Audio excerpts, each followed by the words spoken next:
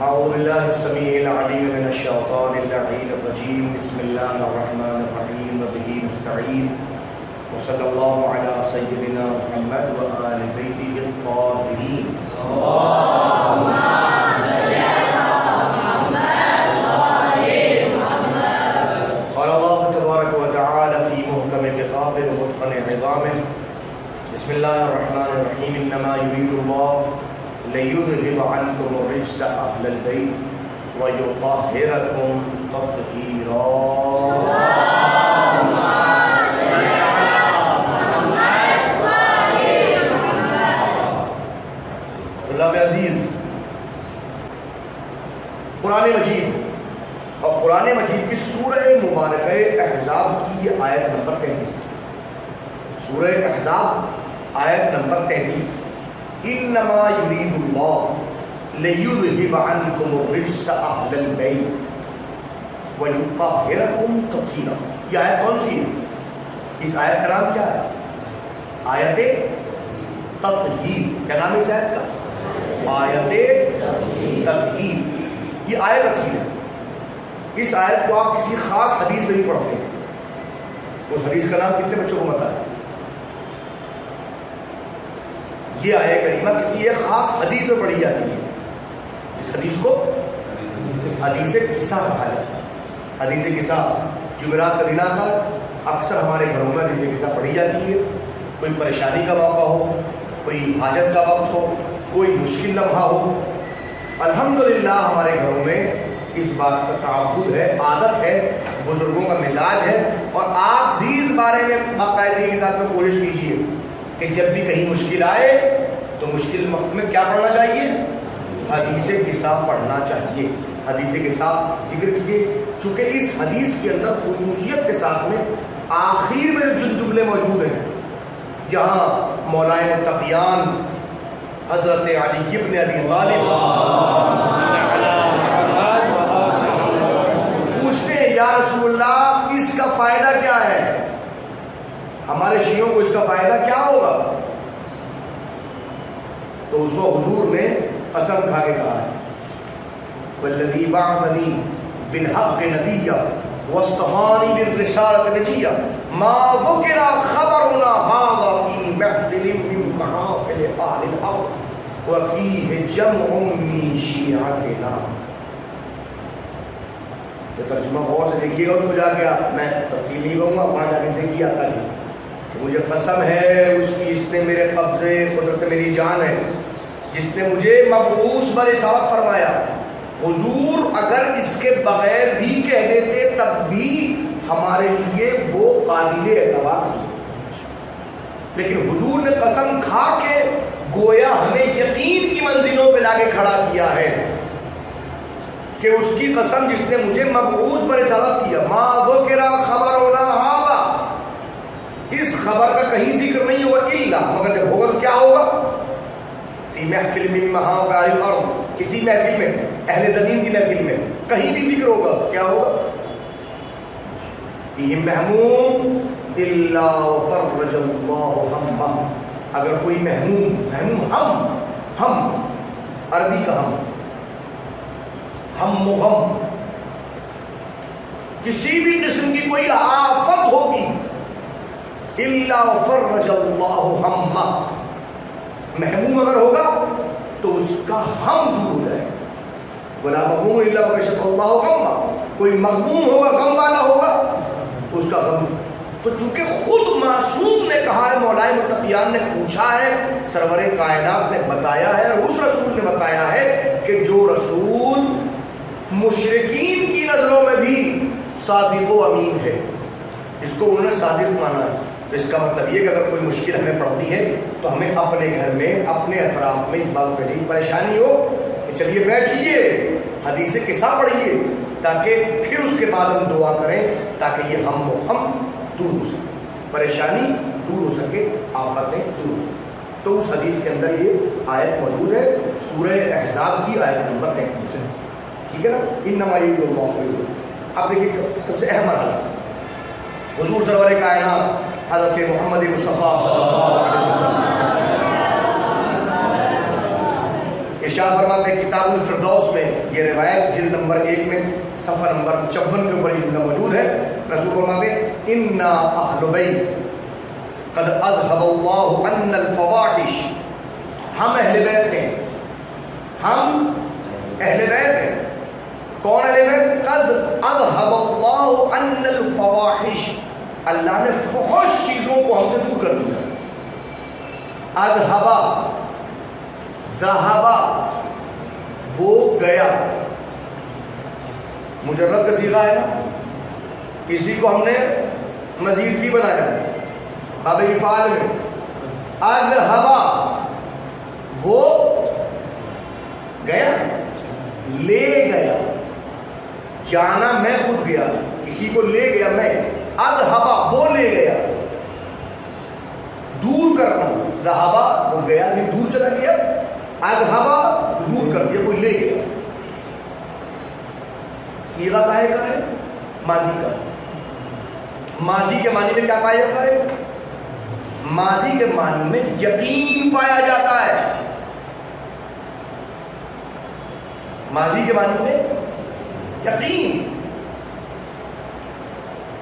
علما اس پہ جانا،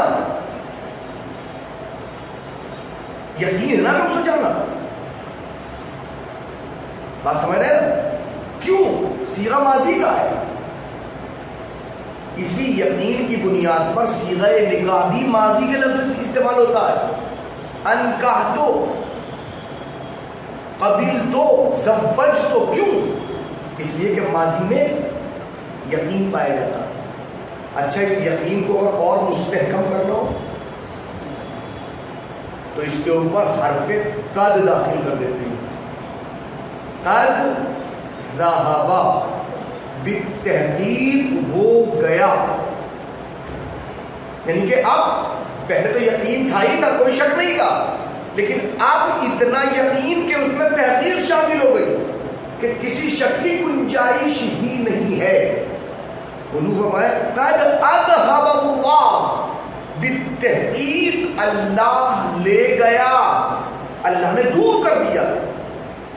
اہل بیت کی فضیلت سمجھ میں آ رہی ہے؟ ہم اہل بیت ہیں.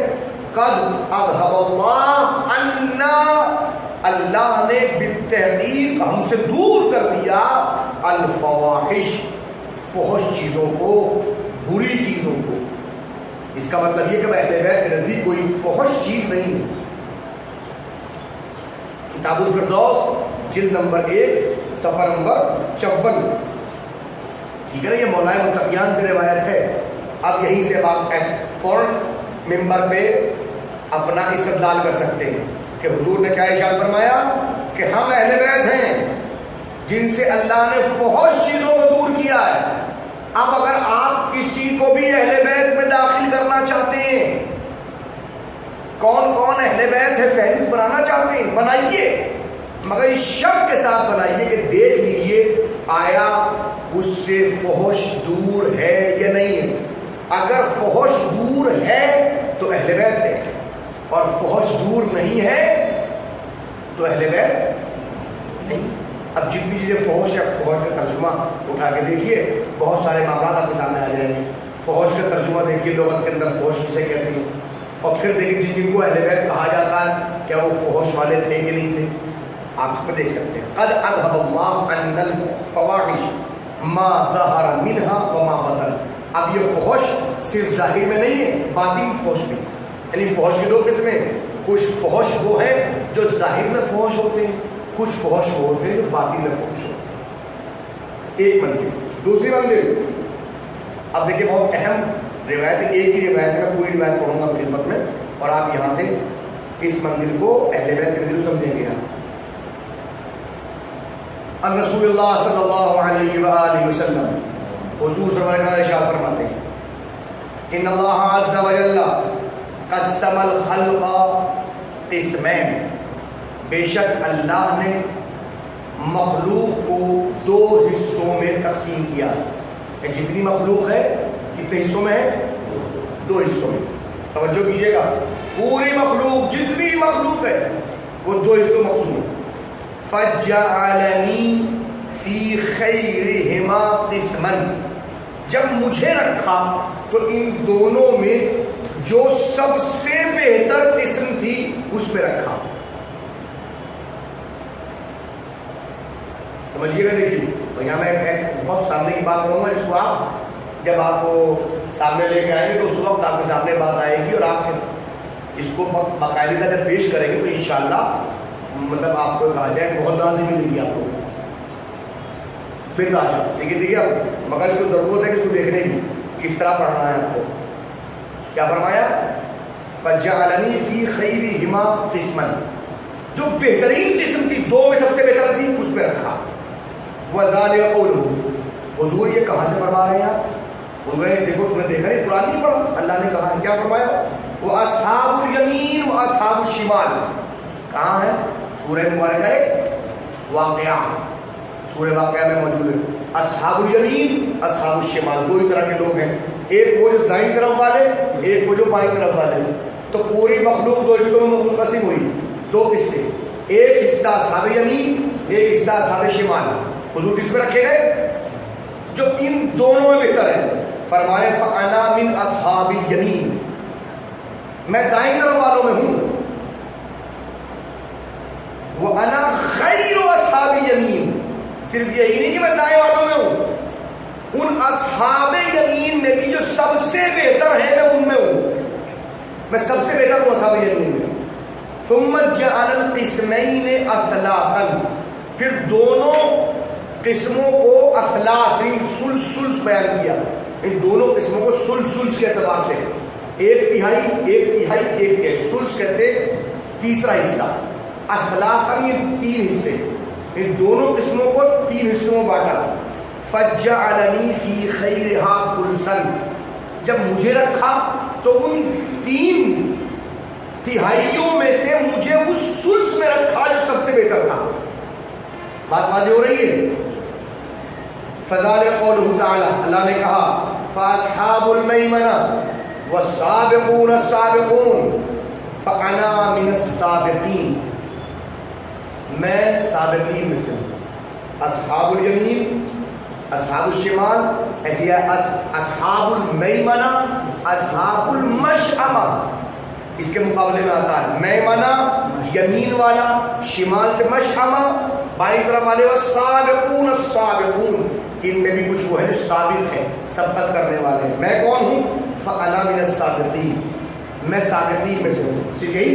ثم جعل الافراد قبائل پھر ان تین سلسوں کو اللہ نے قبیلوں میں بانٹ دیا. ان میں قبیلے بنائے اللہ نے قبیلے بنائے. فَجَعَلَنِي فِي خَيْرِهَا قَبِيلَةً اللہ نے مجھے ان تمام قبائل میں اس قبیلے میں رکھا جو سب سے بہتر تھا. نہیں اس سے بہتر کوئی قبیلہ نہیں ہے. وَذَلِكَ قَوْلُ اللَّهِ تَعَالَى یہ اللہ نے کہا ہے اللہ نے کہا ہے وَجَعَلْنَاكُمْ شُعُوبًا وَقَبَائِلَ لِتَعَارَفُوا اللہ نے تمہیں شعوب میں قرار دیا تمہیں قبیلوں میں رکھا. کیوں؟ لتعارفوا تاکہ تمہاری معرفت ہو سکے تمہارا تعارف ہو سکے. ان اکرمکم عند اللہ اتقاکم ان اللہ علیم خبیر. یہ سورہ حجرات کی آیت نمبر 13 سورہ حجرات آیت نمبر 13.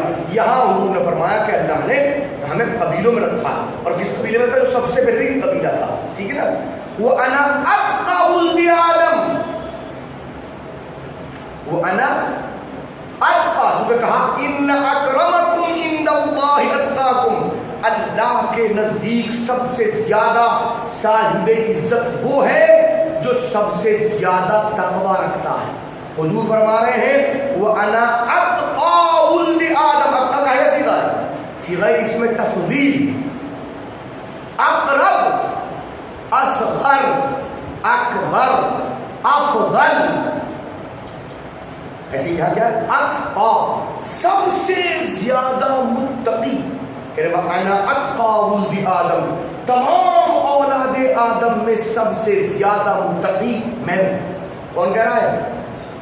حضور سرور کائنات فرمایا وہ ہے اکرمہم علی اللہ ولا فخر اور ان تمام ولد آدم میں سب سے زیادہ کرامت والا میں ہوں.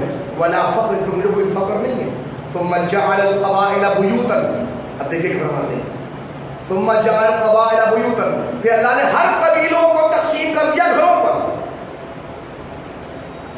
قبیلوں کا تقسیم کیا گھروں پر، بیوتا بیوت پر. فجعلنی فی خیرہا بیتا، اللہ نے جب بیت کا انتخاب کیا تو اس قبیلے میں سب سے بہترین جو گھر تھا مجھے اس پہ رکھا، جو سب سے بہترین گھر تھا مجھے اس پہ رکھا.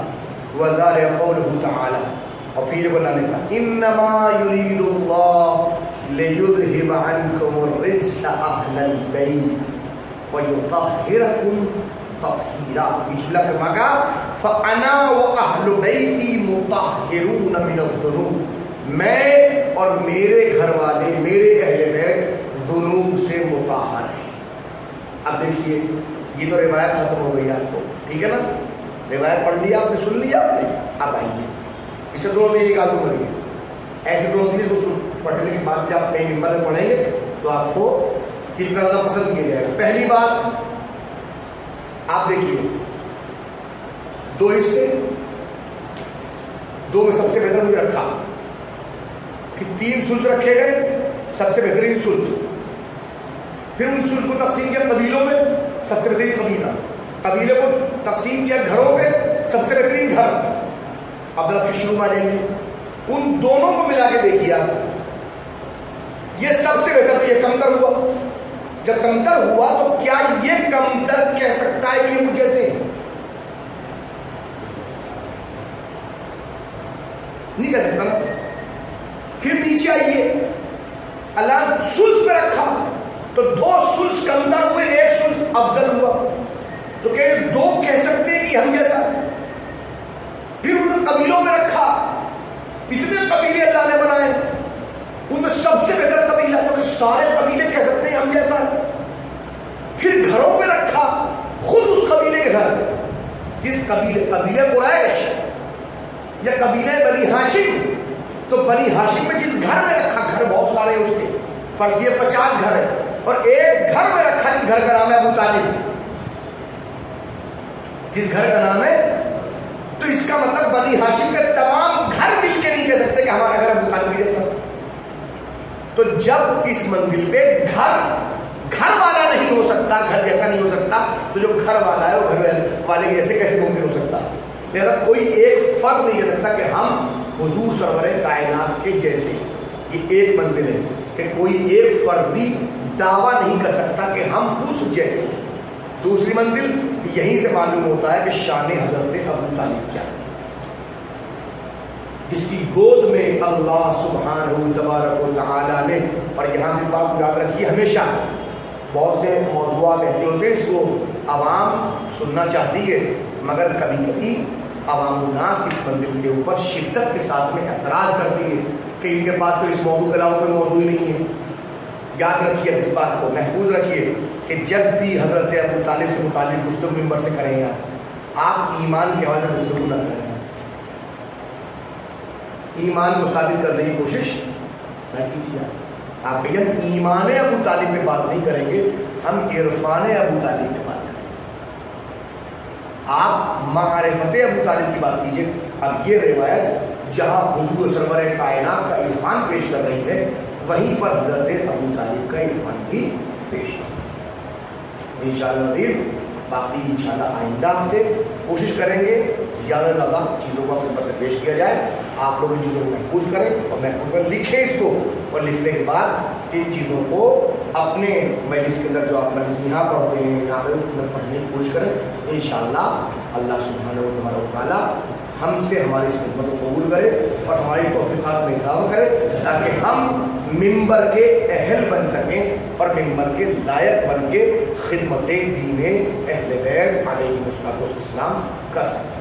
آپ لوگ اپنے گھر سے یہاں پہ آئے ہیں، اب آپ اپنے والدین کی ملکیت نہیں ہیں، اب آپ اہل بیت کی ملکیت ہیں. لہٰذا آپ کو اپنے ساتھ ویسے سلوک کرنا ہے جیسے آپ اہل بیت کے ساتھ میں سلوک کرنا چاہتے ہیں. پیار محبت کے ساتھ میں، الفت کے ساتھ میں اور ہمدردی کے ساتھ میں، خلوص کے ساتھ میں کام کریں.